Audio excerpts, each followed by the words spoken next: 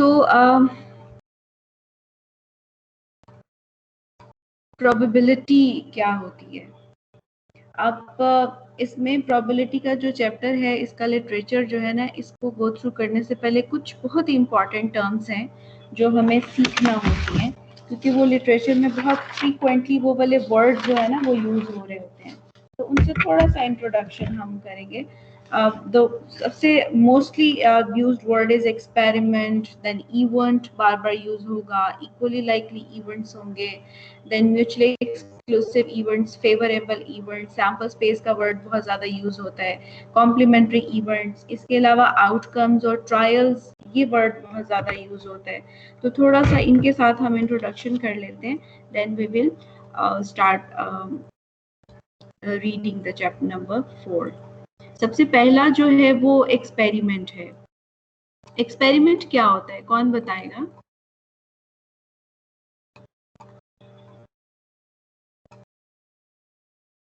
हाँ जी, एक्सपेरिमेंट कौन एक्सप्लेन करेगा? जी जी, तजर्बे को मैडम एक्सपेरिमेंट कहते हैं, किसी चीज को। एग्जैक्टली, तजर्बे को कहते हैं हम, आपने सही बताया।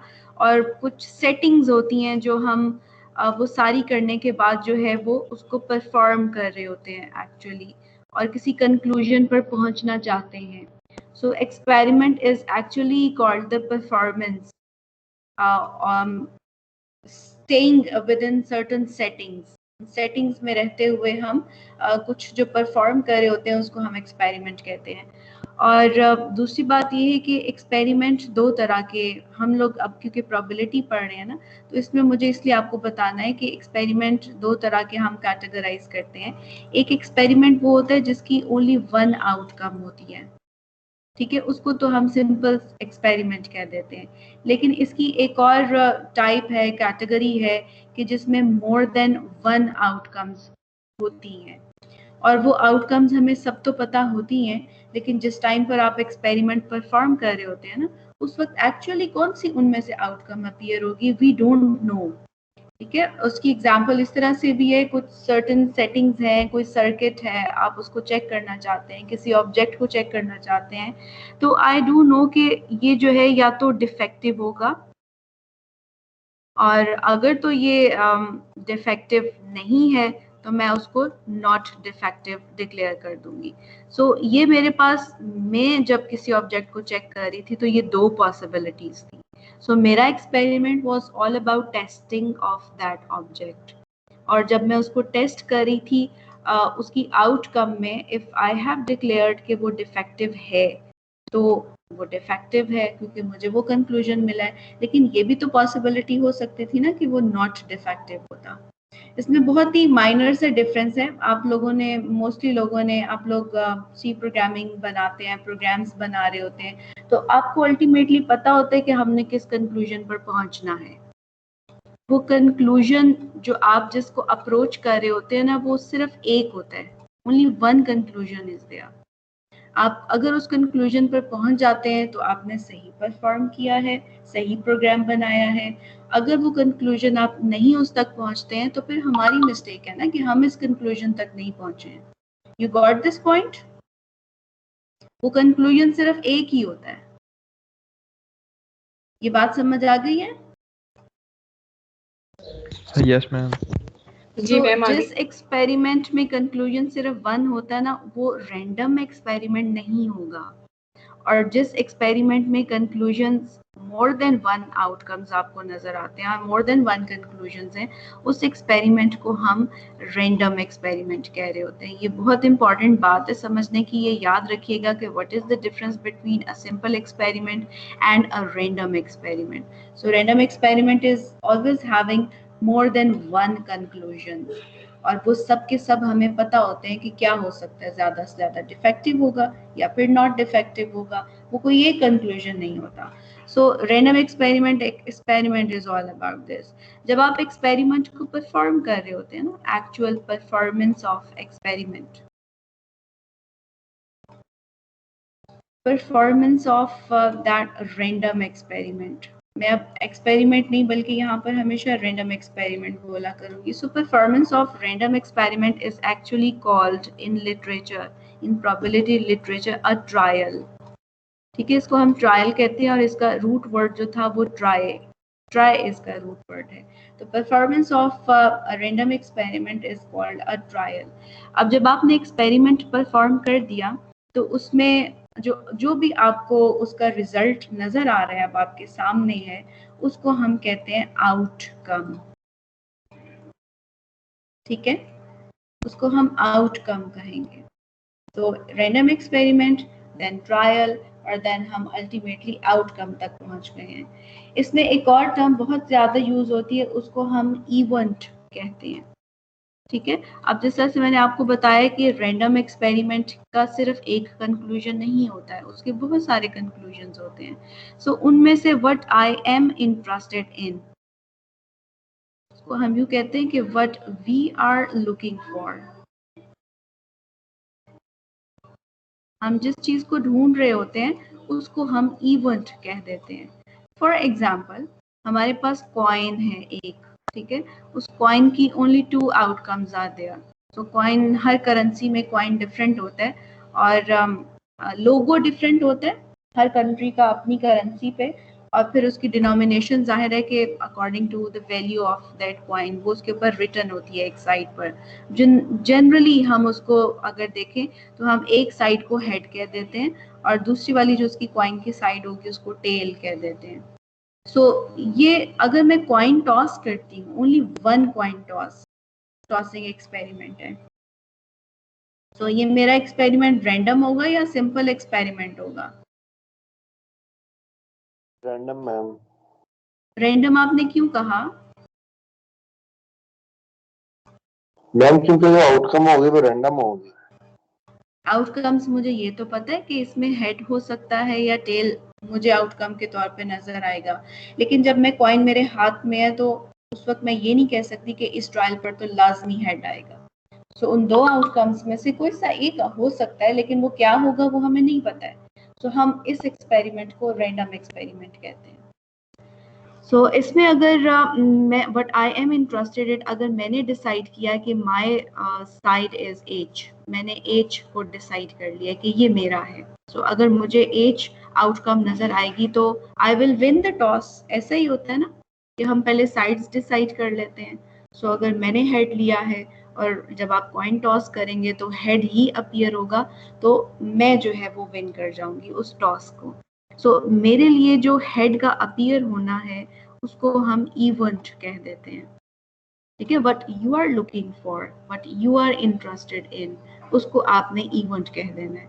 सो if H is an event for me, तो आपने अगर टेल डिसाइड किया था तो आपके लिए आपका फेवरेबल इवेंट जो होगा वो टी होगा, टेल होगा वो. सो इवेंट्स यहाँ पर बहुत ज़्यादा यूज होते हैं लिटरेचर में, और आपने याद रखना है कि इवेंट्स को नेम यहाँ पर असाइन किए जाते हैं और वो अल्फ़ाबेट्स होते हैं. आप इसको A, B, C and D accordingly, लेकिन कैपिटल लेटर्स हमेशा से यूज करते हैं इवेंट्स के लिए. So events are given names, capital letters alphabets के यूज होंगे, और वो जो इवेंट्स होंगे वो आपके रैंडम एक्सपेरिमेंट के कंक्लूजन में जो आउटकम्स होती हैं उनका पार्ट होते हैं, ये उन्हीं में से ही होते हैं ये.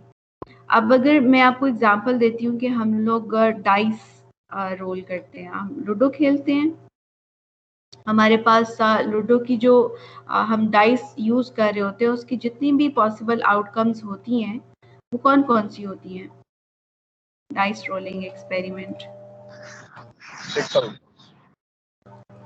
6 होती हैं, और वो क्या क्या होती हैं? Either I can have 1 dot, 2, 3, 4, 5 and 6. इसके अलावा और कोई भी पॉसिबिलिटी नहीं है. ठीक है, सो जब आप अपने रैंडम एक्सपेरिमेंट की, मेरा random experiment was like dice rolling, इसको हम रैंडम एक्सपेरिमेंट कहते हैं. सो रैंडम एक्सपेरिमेंट के कंक्लूजन में मुझे पता है कि यही सारे आउटकम्स हैं, इनके अलावा और कुछ भी नहीं हो सकता. जब आप सबके सब पॉसिबल आउटकम्स को एक सेट फॉर्मेट में यहाँ पर लिस्ट डाउन कर लेते हैं ना, तो इसको हम कहते हैं sample space. This is called sample space. और ये चीज आपने याद रखनी है कि सैंपल स्पेस में आपको जितनी भी पॉसिबिलिटीज नजर आ रही है ना लिखी हुई, उन सब पॉसिबिलिटीज के अपीयर हो जाने का चांस बिल्कुल एक जैसा है।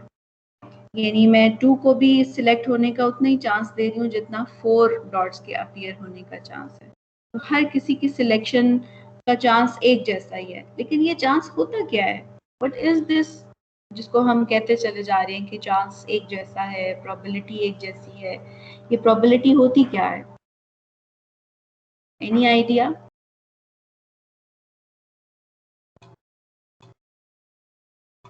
No ma'am. Chances of appearing a number, उसको, हाँ जी, उसको हम चांस कह देते हैं ना। हमारे माइंड में किसी भी इवेंट के अकर हो जाने की, जो भी हमारे माइंड में उसका एक चांसेस हैं, उसको जब आप न्यूमेरिकली बता देते हैं ना, तो उसको हम प्रोबेबिलिटी कहते हैं। हम कहते हैं हाँ हो सकता है, शायद हो जाए ऐसा, मे बी ऐसा ना हो। लेकिन वो जो आपने शायद कहा है, उसमें हाउ कॉन्फिडेंट आर यू? आप उसको, अगर मैं कहूँ कि न्यूमेरिकल फॉर्मेट में मुझे ट्रांसलेट करके बताएं, अगर आप कह देते हैं कि हाँ जी हम यकीनन पास हो जाएंगे, मैं कहूँगी ये यकीनन है क्या ना, उसको न्यूमेरिकल फॉर्मेट में मुझे जरा बताइए, तो आप क्या बताएंगे?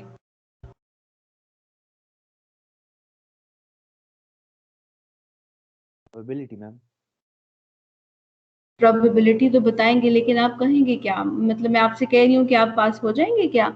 आप कहेंगे कि हाँ जी यकीनन हो जाएंगे हम पास।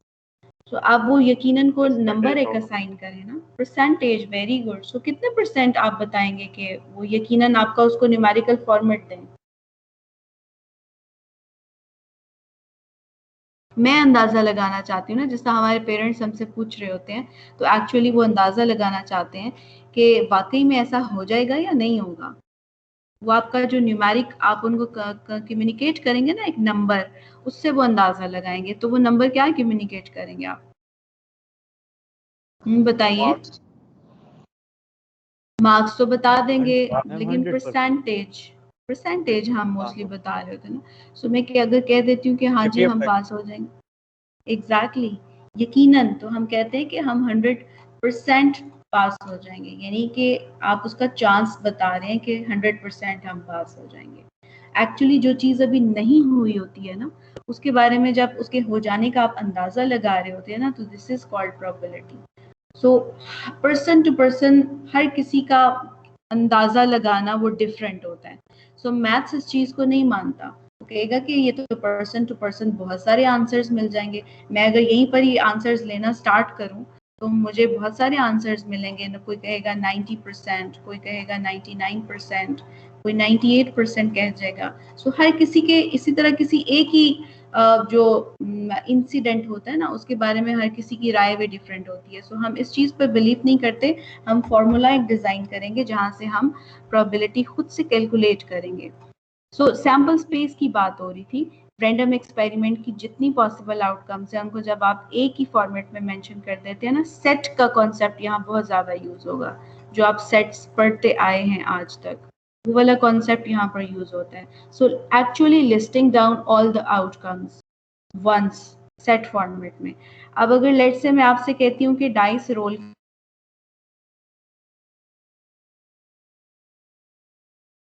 अगर मैं आपको 15 अटेम्प्ट्स भी देती हूँ, तो आपकी आउटकम्स की पॉसिबिलिटीज क्या क्या हैं?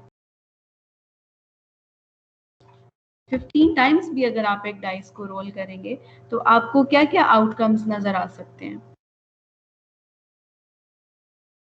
हर पे 15 डिवाइडेड बाय 6 करेंगे। हर एक, अगर मैं आपसे कहूँ कि मैं अपना सैंपल स्पेस इस तरह से लिख सकती हूँ, और ये भी चीज है कि सैंपल स्पेस जो आपका होता है वो एक यूनिवर्सल सेट की तरह होता है, तो क्या मैं अपना सैंपल स्पेस इस तरह से लिख सकती हूँ? अगर सेट का कॉन्सेप्ट आप जहन में रखें, can I right like this?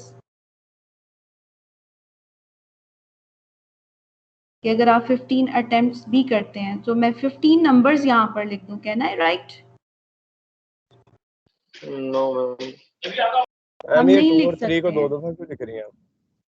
वही ना, हम नहीं लिख सकते हैं। मैं अगर डाइस को 15 टाइम्स भी रोल करती हूँ, तो सेट्स की डेफिनेशन अगर मैं फॉलो करूँ तो में सेट्स डिस्टिंक्ट होते हैं ना, हमें इस चीज़ को जहन में रखना चाहिए कि सेट में जितने भी आप एलिमेंट्स लिख रहे होते हैं वो डिस्टिंक्ट होते हैं, so repetition is not allowed.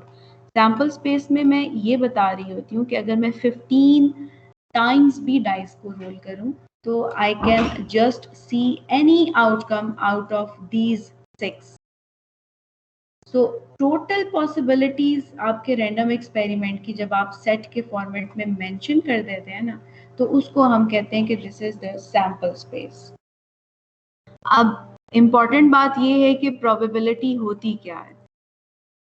सो याद रखने आपने कि प्रोबेबिलिटी हमेशा से फ्रैक्शन होती है, ये हमारी फ्रैक्शन होती है। और इसको हम किस तरह से लेते हैं कि हम अपने माइंड में काउंट रखते हैं टोटल, और उसमें से हम देखते हैं कि हमारा जो इवेंट है what we were looking for उसका काउंट क्या है।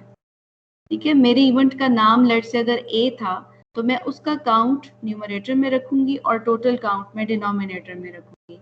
लेट्स से मैं ये सैम्पल स्पेस है और डाइस रोलिंग एक्सपेरिमेंट है, यहाँ पर मैं एक इवेंट जिसमें मैं इंटरेस्टेड थी ना, मैंने उसको इवेंट डिक्लेयर कर दिया and I am interested in prime numbers.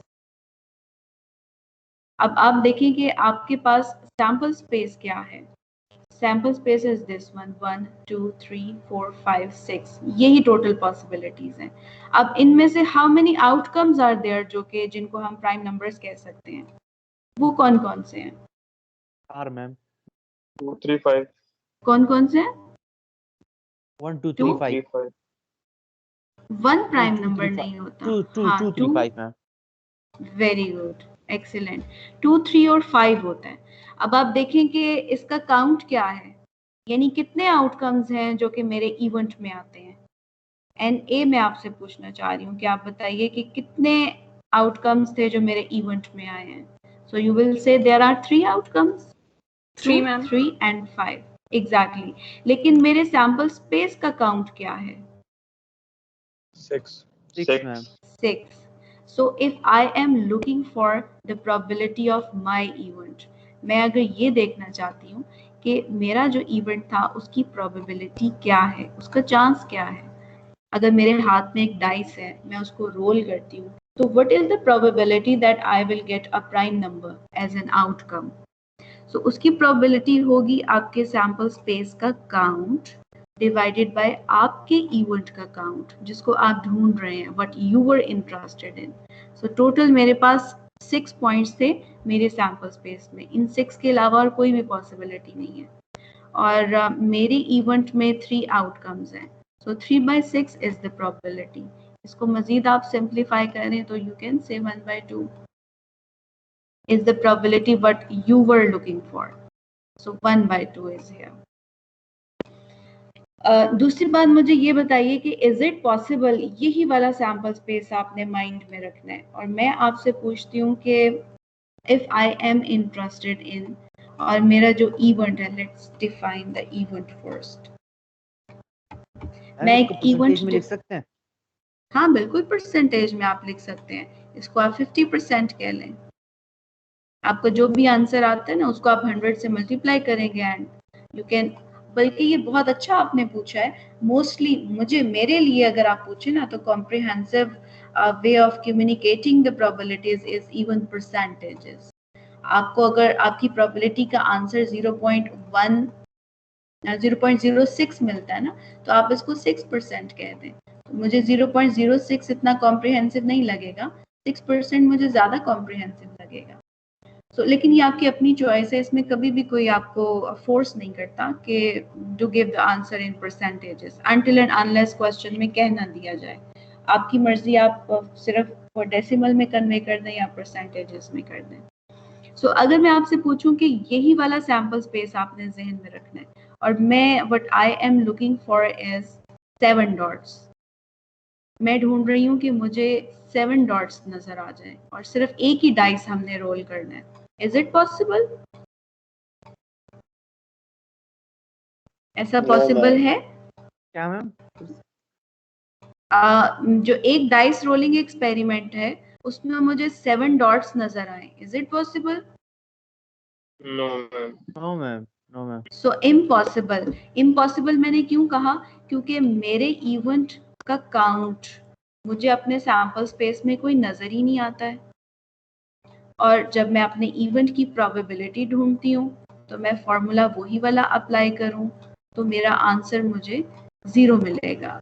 6 में से ऐसी कोई भी आउटकम नहीं है जहां पर आपको 7 डॉट्स नजर आ जाएं। सो अंडरस्टूड, ऐसा इवेंट जो हो ही नहीं सकता, जो पॉसिबल ही नहीं है, उसको हम इम्पॉसिबल इवेंट कहते हैं।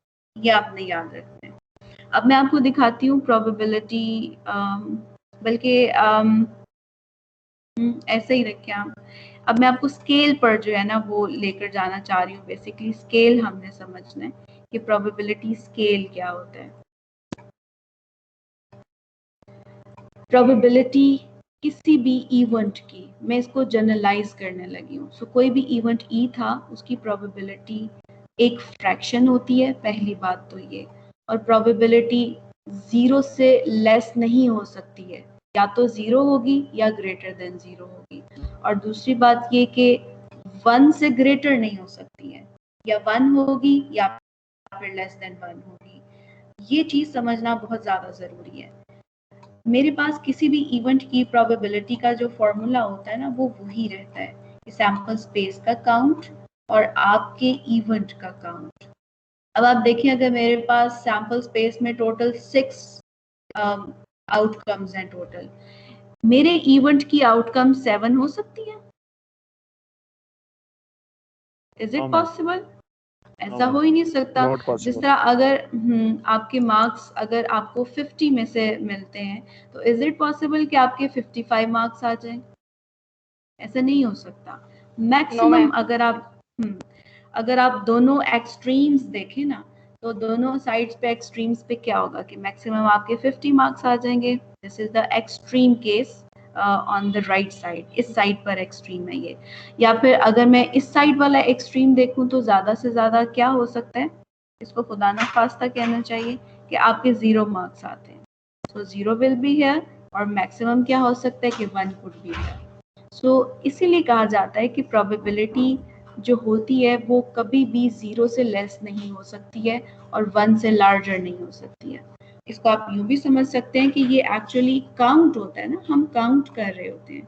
तो जब हम चीज़ों को, ऑब्जेक्ट्स को या इवेंट्स को काउंट कर रहे होते हैं तो मेरा आंसर कभी भी नेगेटिव नहीं आ सकता, नेगेटिव काउंट नहीं हो सकता ना। जिस तरह मैं कहूँ कि मेरे इस सेक्शन में स्टूडेंट्स जो हैं टोटल वो -14 है, ऐसा तो नहीं हो सकता।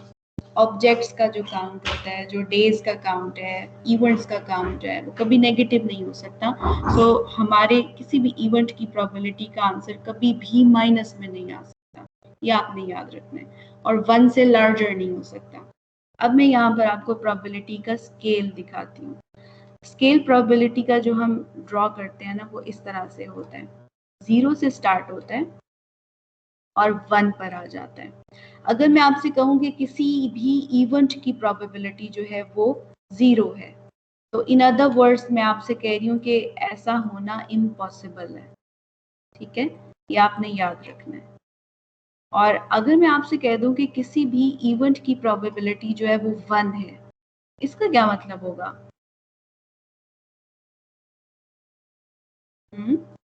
इसका मतलब है वो डाटा में हर बार वही ऑफर होगा। यकीनन ऐसा होगा, मैं ये कहना चाह रही हूँ। अगर मैं आपसे कह दूंगा कि प्रोबेबिलिटी तो 1 है, इन अदर वर्ड्स मैं आपसे कह रही हूँ कि 100% चांस है कि ऐसा होगा। सो मैं आपको यकीन दिला रही हूँ कि यकीनन ऐसा ही होगा। सो जिस इवेंट की प्रोबेबिलिटी 1 होती है या प्रोबेबिलिटी का 1 हो जाना, उसको हम सर्टन कहते हैं। अब 0 और 1 के दरमियान में अगर आप एग्जैक्टली यहाँ पर आ जाएं, अगर मैं कह दूं कि प्रोबेबिलिटी इज 1/2, या इन अदर वर्ड्स मैं कह देती हूँ कि प्रोबेबिलिटी इज 0.5, तो मैं इन अदर वर्ड्स आपको बता रही हूँ कि this is called equally likely. Equally likely यानी 50-50%। 50% है कि ये हो जाएगा और 50% है कि ये नहीं होगा।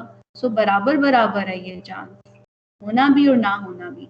यहाँ पर अगर मैंने आपसे कह दिया ना कि 100% ऐसा हो जाएगा, तो उसके ना होने का चांस यानी प्रोबेबिलिटी ऑफ नॉट ई, उसका मैं आपको बता रही हूँ कि 0% है चांस। तो ना हो ऐसा तो हो ही नहीं सकता, और वो हो जाए हाँ जी 100% ऐसा ही होगा।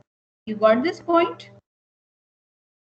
तो अगर मैं किसी इवेंट का चांस आपको बता रही हूँ कि 50% चांस है ऐसा हो जाएगा, इन अदर वर्ड्स मैंने इसी जुमले में आपको और क्या बता दिया कि 50% चांस है कि ऐसा नहीं होगा। एग्जैक्टली कभी हमारे पेरेंट्स हमें बताते हैं ना कि अगर लेट्स से कि we are planning northern areas trip, तो हम पूछते हैं कि कितने % चांस है कि हम वहां पर जा सकते हैं। If the statement is like कि 20% चांस है हम वहां जा सकते हैं, तो फिर ठीक है, हमारे माइंड ने एकदम से कैच कर लिया कि इफ 20% होने का चांस है तो जाहिर है फिर 80% नहीं होने का चांस है ना। ये यू गॉट दिस पॉइंट? सो ये स्केल होता है प्रोबेबिलिटी का। इसमें इम्पॉसिबल का मतलब है कि 0% चांस है कि वो होगा और 100% चांस है कि वो नहीं होगा। इन बिटवीन 0 एंड 0.5 यहाँ पर हमारे पास क्या क्या आंसर्स आ सकते हैं? 0.1, देन 0.2 एंड मैक्सिमम 0.4 भी यहाँ हो सकता है, एंड देन 0.5, और इन बिटवीन कॉन्टिन्यूटी में और भी बहुत सारी वैल्यूज हैं। So whenever the probability of anything happening, किसी भी चीज के हो जाने का चांस अगर 50% से कम है तो इसको हम कहते हैं लेस लाइकली। लेस लाइकली का वर्ड बहुत ज्यादा यूज होता है। जहां कहीं लाइकली का वर्ड यूज हो जाए ना, इसका मतलब है कि कुछ ना कुछ प्रोबेबिलिटी उसके ना होने की भी है। और अगर मैं आपसे कहूं कि इसके होने की प्रोबेबिलिटी 0.2 है, तो उसके ना होने की प्रोबेबिलिटी ज्यादा है या कम है? ज्यादा। सो जब मैं स्केल के इस साइड पर रहती हूँ ना, प्रोबेबिलिटी स्केल के, तो इसका मतलब है मैं आपको बता रही हूँ कि किसी चीज के हो जाने का चांस लेस लाइकली है। और जब मैं स्केल के इस साइड पर आ जाती हूँ तो मैं आपको बता रही हूँ कि इवेंट ये हो जाएगा, उसका चांस 0.6 है। हम नॉर्दर्न एरियाज में चले जाएंगे, उसकी प्रोबेबिलिटी 0.6 है, तो ना होने की प्रोबेबिलिटी से तो ये ज्यादा ही है ना। You got this point? ये बात समझ आ रही है? Yes ma'am. सो इसको हम कहते हैं मोर लाइकली। ये कॉन्सेप्ट आपने याद रखने, ये वर्ड्स, ये टर्म्स बहुत ज्यादा यूज होंगी थ्रू आउट द चैप्टर 4। अगर आपको किसी भी इवेंट की प्रोबेबिलिटी बता दी जाए इम्पॉसिबल, तो उसके होने का चांस इज 0। और अगर कह दिया जाए कि सर्टनली ऐसा होगा, तो दैट मीन्स कि 100% ऐसा होगा। अगर कहा जाए लेस लाइकली, आप इसको डेली रूटीन में भी यूज कर सकते हैं ना, डेली जो आपकी कन्वर्सेशन होती है उसमें आप यूज कर सकते हैं। Less likely that we will go to northern areas. तो अल्टीमेटली आपको पता है कि इसके होने का चांस हाफ से भी कम है। और अगर 50% यानी हाफ से ज्यादा उसके हो जाने का चांस होगा, तो उसको आप मोर लाइकली कहेंगे। और अगर एग्जैक्टली 50% चांस है उसके होने का, तो फिर हम उसको इक्वली लाइकली बोलते हैं कि होना भी और ना होना भी दोनों के चांसेस बराबर हैं। So confusing statement is like equally likely. Is it so? आपके लिए कंफ्यूजिंग स्टेटमेंट लेस लाइकली होता है, मोर लाइकली होता है, या इक्वली लाइकली होता है? Equally likely. Exactly. Very good. So these are the very basic concepts. आप इस तरह से कह लें कि इंट्रोडक्शन है ये हमारा। अब आप ये रिटर्न देखें, यहाँ पे एक्सपेरिमेंट लिखा हुआ है, तो वी नो कि अगर मैं कॉइन टॉस कर रही हूँ या डाइस रोल कर रही हूँ तो ये एक्सपेरिमेंट होगा, और random experiment will have more than one outcome. Event क्या होता है? What we are looking for, the possible outcomes of a trial. अब आप देख लें, उसने इवेंट को भी समझाते वक्त आपके लिए आउटकम और ट्रायल दोनों वर्ड्स यूज किए थे। तो अगर ट्रायल का नहीं पता होगा तो हम इवेंट को भी नहीं समझ सके। एंड इक्वली लाइकली इवेंट्स का मतलब अब हम सबको पता है कि क्या होता है। फेवरेबल इवेंट्स क्या होते हैं कि what we are looking for, मैं जिस चीज में इंटरेस्टेड हूँ। अगर कॉइन टॉस करना था ना, पहली बारी किसकी आएगी, हमने ये डिसाइड करना है, तो मैं कहती हूँ कि हेड मैंने ले लिया है, तो अब मेरे लिए फेवरेबल इवेंट क्या होगा? मैं जब कॉइन टॉस कर दूंगी, कॉइन नीचे गिर गया, तो मैं क्या चीज एक्सपेक्ट करूंगी कि क्या आना चाहिए? Head. So this is my favorable event, what we are interested in. और सैम्पल स्पेस होता है कि एक्चुअली आपके उस रैंडम एक्सपेरिमेंट की जितनी भी पॉसिबिलिटीज थी उनको सेट के फॉर्मेट में आपने एक ही जगह पर जब लिख दिया है तो उसको हम सैम्पल स्पेस कहते हैं। ठीक है। अच्छा, एक और यहाँ पर कॉन्सेप्ट बहुत ज्यादा यूज होगा, कॉम्प्लीमेंट्री इवेंट्स। कॉम्प्लीमेंट्री इवेंट्स को समझना बहुत जरूरी है और उसको समझने के लिए अगर एक इवेंट आपने ए कहा है ना, तो मैं कह दूं नॉट ए, नॉट ए।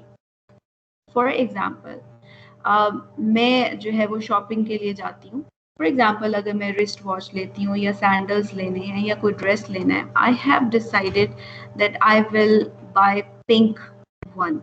ठीक है, मैंने ये कलर डिसाइड कर लिया कि मैंने यही लेना है। अब क्या होगा, मुझे वहां पर बहुत सारी ऑप्शंस मिलेंगी, डिफरेंट कलर्स की मिलेंगी ना।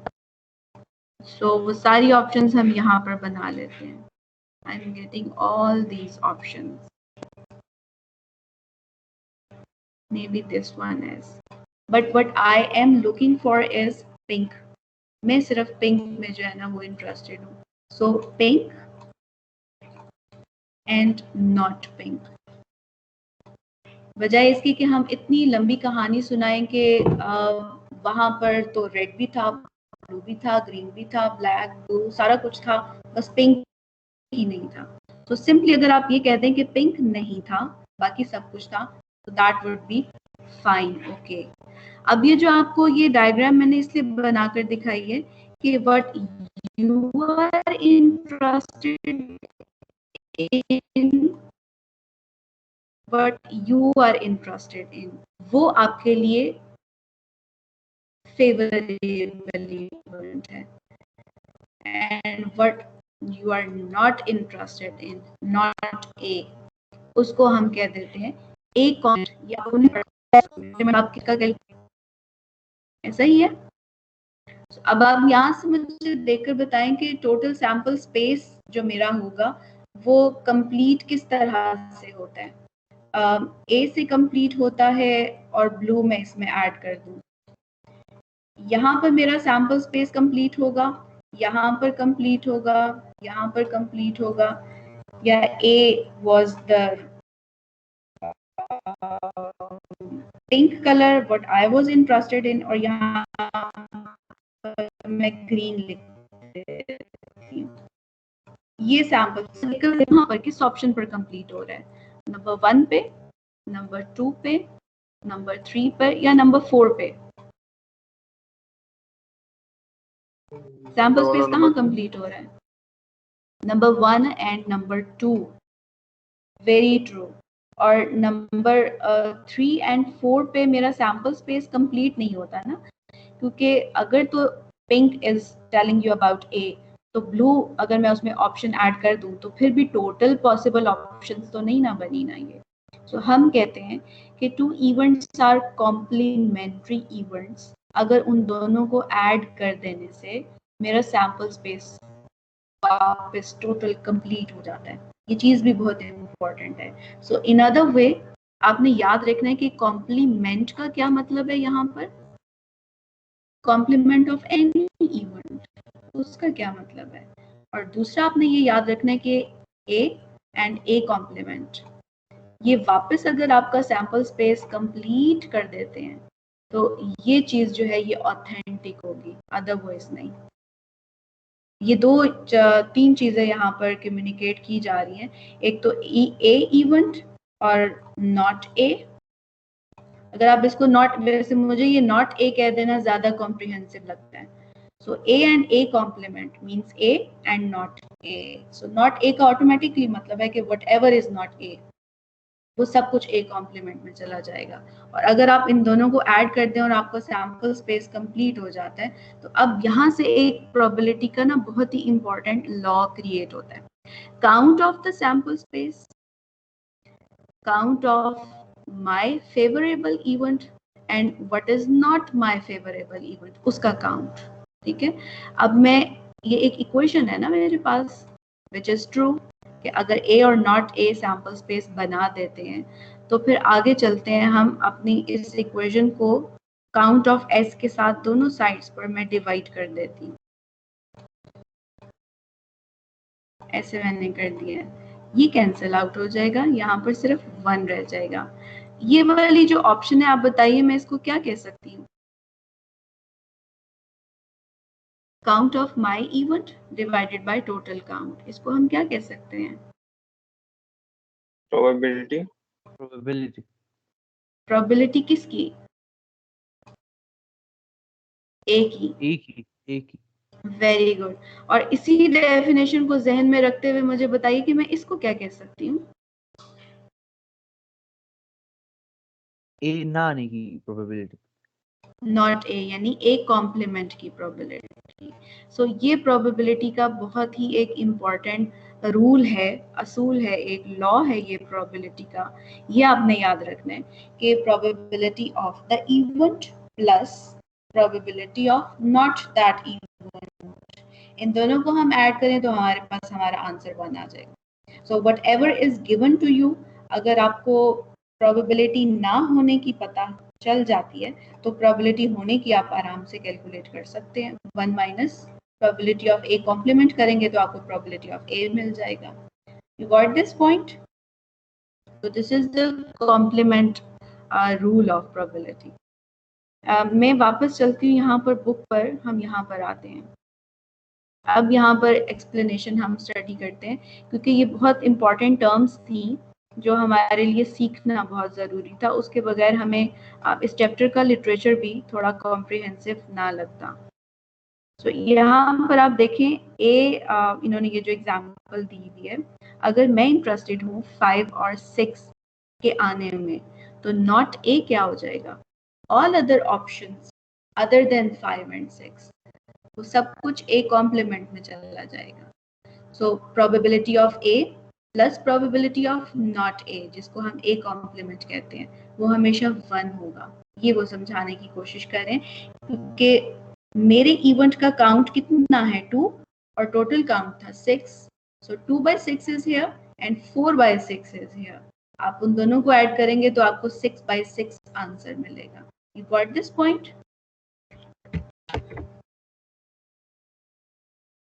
ये बात सबको क्लियर है? Yes ma'am.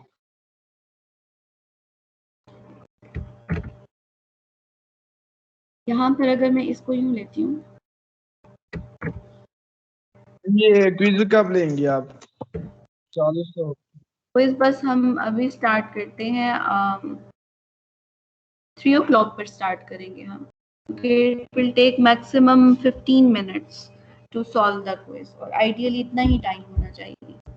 So we will start quiz at 3 sharp, 3 PM. So मैं आपसे ये पूछ रही थी कि मेरे पास टोटल जो आउटकम्स हैं वो है 6, ठीक है? So what I was looking for, उसमें मेरे काउंट मेरी आउटकम्स का 2 है और फिर जाहिर है कि जिसमें अदर देन ए उसका जो काउंट था वो मेरे पास जो है वो 4 है। सो अगर आप देखें कि N S is equal to N A plus N A complement, तो क्या ये बात ट्रू है? अगर मैं यहाँ 2 रखूं और यहाँ पर 4 रखूं तो वापस मेरे सैम्पल स्पेस का काउंट मिल जाता है मुझे? Yes ma'am. ठीक है, तो सैम्पल स्पेस का काउंट इज 6, तो मैं 6 यहाँ पर मेंशन कर दूंगी, तो ये जो ये एन ए था ये प्रोबेबिलिटी ऑफ ए में कन्वर्ट हो जाएगा और ये प्रोबेबिलिटी ऑफ ए कॉम्प्लीमेंट में कन्वर्ट हो जाएगा and that will be probability of S. अगर मैं आपसे पूछूं कि सैम्पल स्पेस की प्रोबेबिलिटी क्या होती है तो क्या आंसर देंगे आप? सैम्पल स्पेस की अपनी प्रोबेबिलिटी क्या है? 1 ma'am. 100%। Very good. 100%. Excellent. So 1 is here, 2/6 is here, and 4/6 is here. So it's true. अगर आप 2/4 और 4/6 को ऐड कर देंगे तो you will get your answer 1. So ये दोनों इवेंट्स कॉम्प्लीमेंट थे और ये रूल हमने जो प्रोबेबिलिटी का सीखा है वो सही अप्लाई होता है। अब हम यहाँ पर चलते हैं आगे, चैप्टर में जो बातें यूज होंगी वो हमने अभी सीख ली हैं। So we just have to go through the literature from the pages of this chapter. यहाँ पर आप देखें, अच्छा एक इंटरेस्टिंग चीज है यहाँ पर, अगर मेरे हाथ में सिर्फ एक ही कॉइन था और मैंने उसको टॉस कर दिया तो मेरे पास जाहिर है कि सिर्फ 2 ही पॉसिबल आउटकम्स हैं। लेकिन अगर मैं 2 कॉइन्स रख लेती हूँ अपने हाथ में, 2 कॉइन्स, एक ये कॉइन है और एक ये कॉइन है, सो इस कॉइन की भी 2 आउटकम्स हैं। एक तो हेड आपको नजर आ रहा है और बैक साइड पर टेल होगा, और एक कॉइन ये वाला है कि हेड आपको इसका यहाँ पर नजर आ रहा है और इसकी बैक साइड पर टेल भी होगा। सो 2 कॉइन्स आप अपने हाथ में रखकर जब टॉस करेंगे तो आपको कितनी पॉसिबिलिटीज नजर आ सकती हैं? हो सकता है कि दोनों कॉइन्स पर हेड आ जाए, हो सकता है पहले कॉइन पर हेड और दूसरे पर टेल हो जाए, हो सकता है पहले पर टेल और दूसरे पर हेड हो, या फिर ये भी हो सकता है कि दोनों कॉइन्स पर मुझे टेल नजर आए। Is it true? ये सही बात है? Yes, ma'am. 2 coin tossing experiment में आप लोग सब पता नहीं जो यहाँ पे क्लास में ऑनलाइन होकर मैंने आपको पहले बताया था कि टॉपिक बहुत इंपॉर्टेंट है, बहुत ध्यान से समझिएगा। इसको स्केच करने का तरीका होता है कि एक कॉइन की आउटकम ले रहे हैं और हम यहाँ पर लिख लेते हैं। सो यहाँ पर आप जब इसको फिल इन करेंगे ना, तो आप लोगों ने मैथ्स में ये चीज की होगी जिस तरह हम एक्स और वाई कोऑर्डिनेट्स भी लिख रहे होते हैं कि यहाँ पर this is H and this is H. अब अगर यहाँ पर टेल है तो this is H. If the first coin is telling you H, then second coin is telling you tail, और यहाँ पर दोनों कॉइन्स में टेल्स आ जाएंगे। अब आप ऐसा करें कि मैं आपसे कहूं कि एक डाइस, 1 डाइस एंड 1 कॉइन, इनको आपने इकट्ठा टॉस कर दिया। माइक म्यूट पर काइंडली कर दें। क्वेश्चन ध्यान से सुनिएगा। अगर मैं आपसे कहूं कि 1 dice, take 1 dice in your hand and 1 coin in your hand, दोनों को इकट्ठा टॉस कर दें, तो आपको क्या क्या पॉसिबिलिटीज नजर आ सकती हैं और कितनी पॉसिबिलिटीज हो सकती हैं, वो मैं कैसे चेक करूं? एक डाइस और एक कॉइन को अपने हाथ में शफल करके इकट्ठा फेंकना है, तो आपको कितनी आउटकम्स नजर आएंगी टोटल? 8 कैसे? 2 आउटकम्स हैं। 6 में डाइस और 2 कॉइन। 2 कॉइन। अच्छा, मैं ये कहती हूँ कि हेड के साथ मुझे 1 भी नजर आ सकता है, और अगर कॉइन पर हेड था तो हो सकता है डाइस पर 2 हो जाए, और अगर कॉइन पर हेड था तो डाइस पे 3 भी हो सकता है, एंड सो ऑन। अब जरा सोच के बताइए कि टोटल कितनी पॉसिबिलिटीज हैं? मैम 16। ये कहाँ तक जाएगा? ये जाएगा एज 6 तक, और अगर टेल होता है कॉइन पर और डाइस पर 1 होता है, तो ये भी तो हो सकता है कि कॉइन पर टेल हो और डाइस पर 2 हो जाए। ये कहाँ तक जाएगा? सो कितनी आउटकम्स बनेंगे आपके टोटल?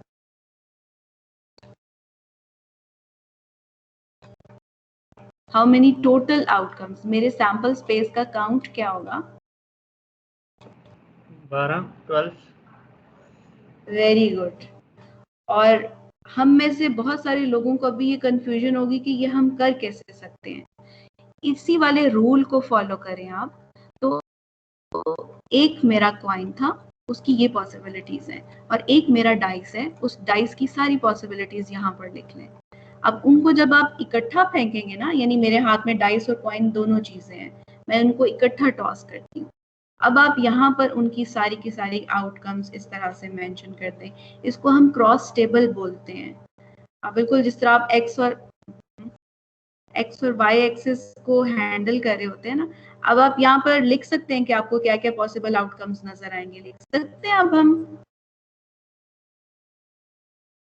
तो यहाँ पर क्या हो सकता है कि डाइस पर 1 है और कॉइन पर एच है, तो यहाँ पर हो सकता है डाइस पर 1 था और कॉइन पर टेल आपको नजर आएगा, and so on. So you can get even the count of your sample space, कि आपके पास 12 टोटल आउटकम्स होंगे और वो होंगे कौन कौन से वो भी आप लिख सकते हैं।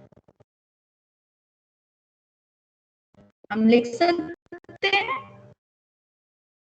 अच्छा मुझे बताएं, अगर मैं आपसे कहूं कि 2 डाइस हैं और उन 2 डाइस को आपने इकट्ठा टॉस करना है, अब बताइए आप कैसे आउटकम्स लिखेंगे?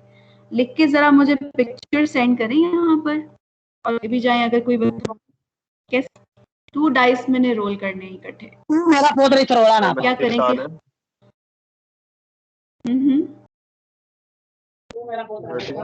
जी बताइए। ठीक है, एक डाइस के आउटकम्स मैं यहाँ पर लिख लेती हूँ। ये तो एक डाइस हो गया। दूसरा डाइस कहाँ पर लिखे हम उसके आउटकम्स? वर्टिकली लिख दूं यहाँ पे? सही है ये? Yes, ma'am. So ये first dice is this one and second dice is this one. अब आप देखना चाहते हैं कि अगर मैं 2 डाइस हाथ में रख के और लूडो खेलना हम स्टार्ट करें और 2 डाइस को इकट्ठा रोल करते हैं हम, तो मुझे क्या क्या पॉसिबिलिटीज मैं देख सकती हूँ, आउटकम्स क्या क्या हो सकती हैं। You can get your outcomes. यहाँ पर आपके पास कितनी आउटकम्स बनेगी? हम चेक बॉक्स से अंदाजा लगा सकते हैं ना कि टोटल कितनी होंगी।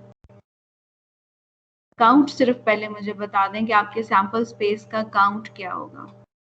What is your count of sample space? जी 36। Very good. और 36 अगर मैं आपसे कहूं कि हर आउटकम आप लिखें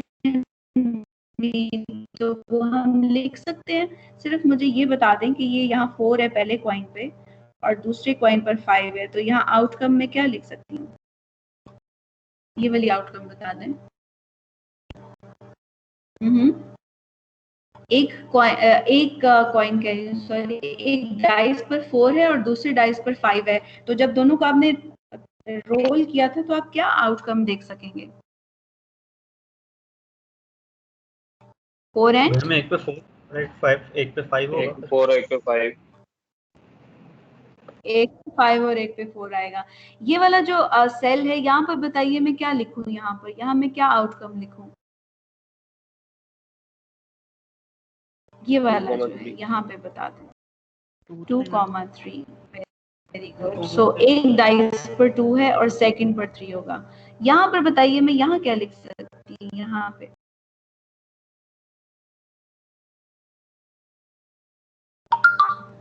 यहाँ पर आपने 2 इसको लिया था और 3 इसको लिया था। Very good. यहाँ पर अब आपने 3 and 2 बताना है। Excellent. So you can write down actually the 36 outcomes as well. तो 36 हमारे सैंपल के जो पॉइंट्स थे हम उनको जरूर लिख सकते हैं, क्योंकि ये जो सैंपल स्पेस का काउंट है ना, ये बहुत ज्यादा इंपॉर्टेंट है। आप अपने किसी भी इवेंट की जब प्रोबेबिलिटी देखना चाहेंगे ना, तो उसके लिए आपका डिनोमिनेटर तो NS ही होगा। अब NE आपने ढूंढना होगा उसमें से कि जिस इवेंट को आप ढूंढ रहे हैं उसका।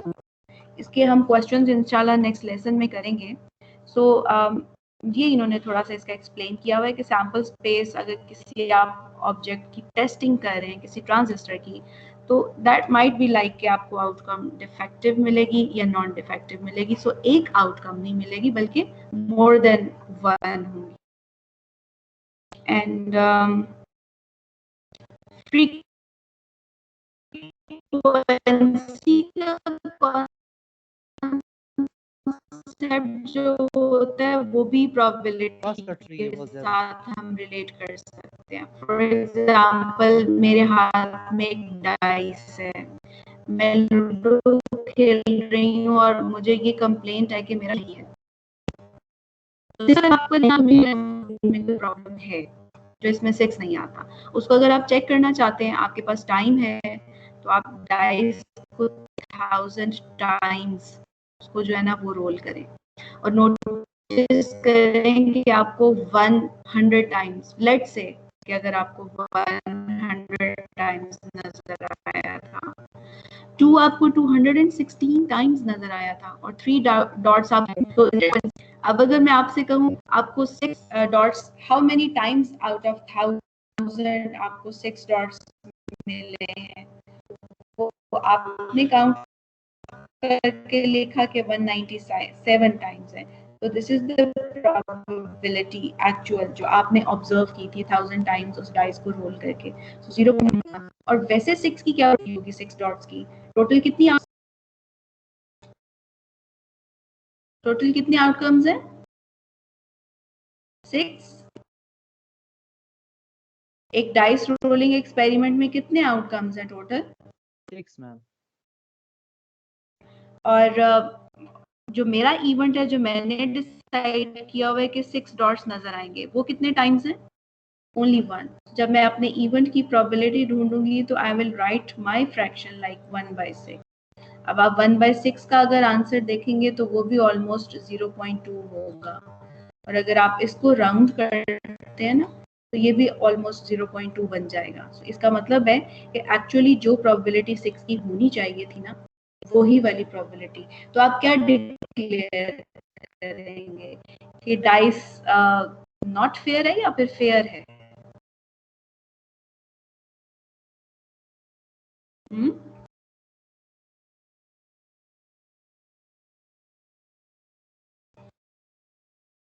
बोल दे बेटे।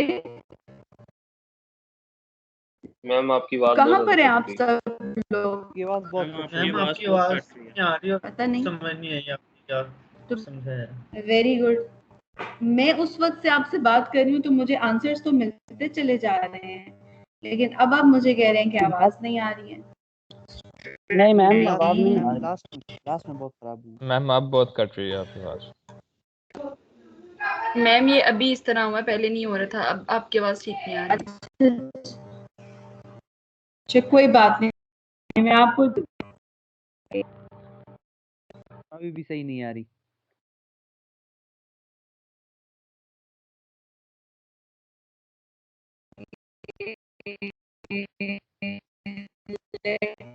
मैम आवाज नहीं आ रही। Switch the connection. 1 मिनट का डिस्टॉर्शन होगा, 1 मिनट का डिस्टॉर्शन होगा, फिर आवाज आपको सही आएगी।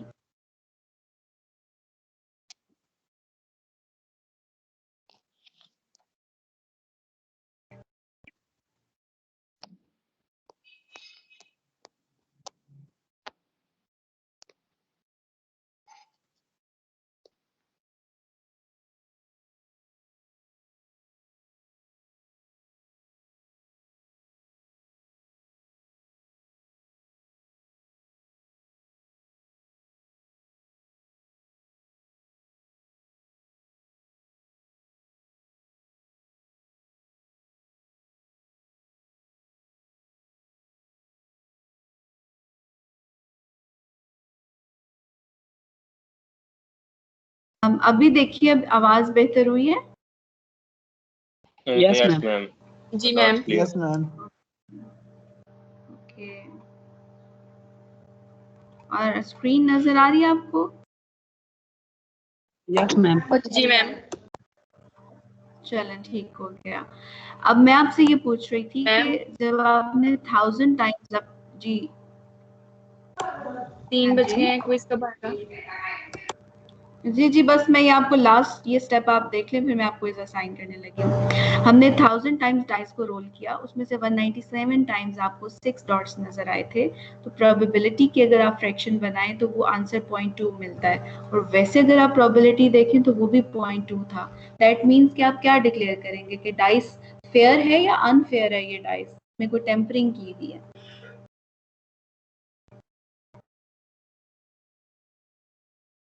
डाइस सही था या उसमें कोई प्रॉब्लम? फेयर है, क्योंकि वैसे भी अगर आप देखें तो 0.2 प्रोबेबिलिटी, और जब आपने 1000 टाइम्स टॉस किया उसको तो फिर भी 6 के अपीयर होने का चांस 0.2 ही आपको मिला है।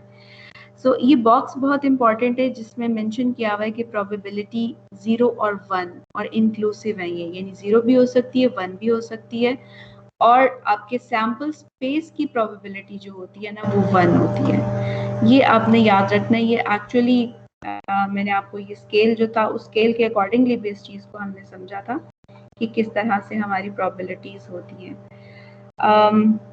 मैं आपको यहाँ पर क्विज असाइन करती हूँ और 320 नॉट लेटर देन 320।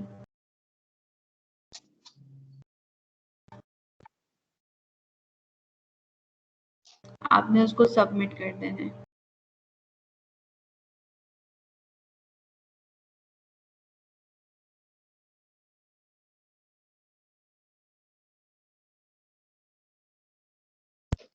मैं असाइन पहले कर देती हूँ, फिर मैं उसको टाइम सेट कर दूंगी ताकि आप लोगों का टाइम वेस्ट ना हो।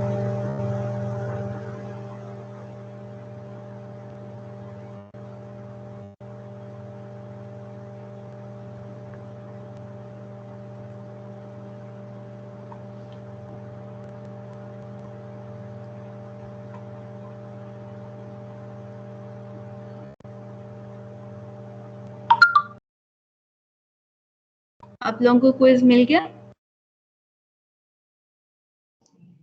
Yes ma'am. Yes ma'am. इस पे टाइम मेंशन नहीं हुआ मैं टाइम इसका सेट कर रही हूँ 320 तक।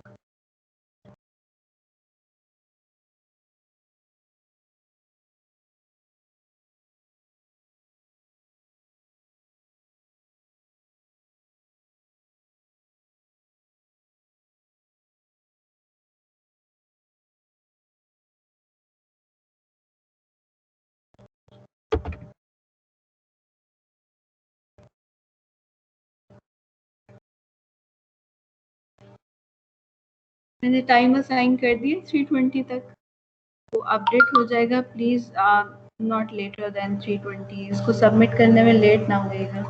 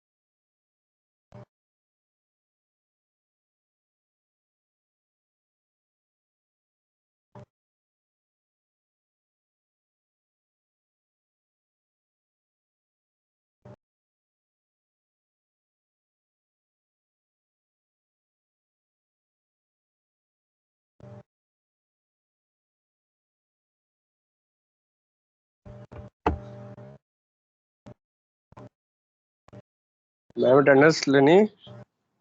हाँ जी, अटेंडेंस मैंने मार्क कर दी है। Thank you.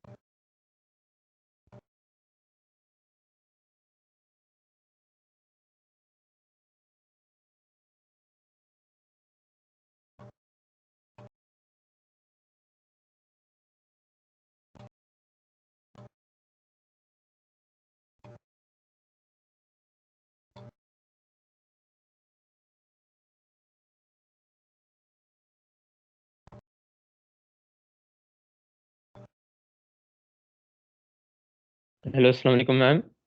वालेकुम सलाम। मैम मेरी अटेंडेंस लगा दें। ओके,